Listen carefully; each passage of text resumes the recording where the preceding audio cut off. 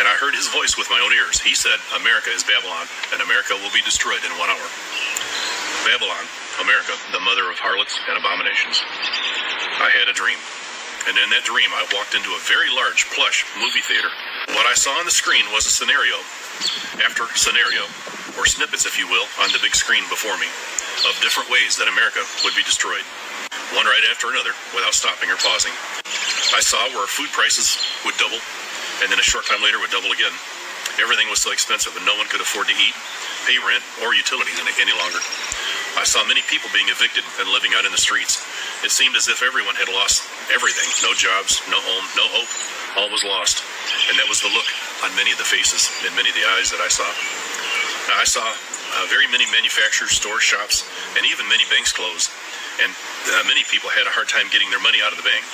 And many people lost everything when their banks closed, as the banks would lose records of deposits. So it was impossible for many people to get their own money out of their closed banks. I have been warning since 2014 that bank closures were coming, and that the people would lose their money and lose their valuables, even in a safety deposit box as well.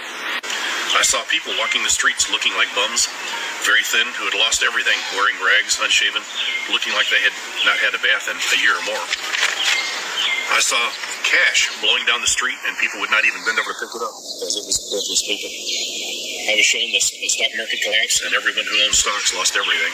And then the margin calls came, and then these people who financed their stocks, they lost their homes, cars, boats, RVs. Their credit cards, debit cards were cut off. They seized all of their accounts. All they had left was the clothes on their back and the cash in their pocket. I was shown the government would declare a force majeure or bankruptcy, and then there was nothing paid by the federal government. No social security checks, no food stamps, no welfare, no government pensions. They had no money. They paid nothing. Then very serious riots started. They started all over America, and as America was an entitled nation, and everyone depends on a government check to get by, but no more. Now everyone was in the streets all over America, even in small towns. They were rioting, demanding their money, but there was no money, and many will die in these riots. I saw martial law will be declared in America, but our military could not handle every city and town in America, so they called in the UN peacekeepers, and then that was a contradiction in terms, as they will kill many Americans under martial law, and no one can complain or even file a grievance. I also saw foreign troops were massing on our southern border and even our northern border.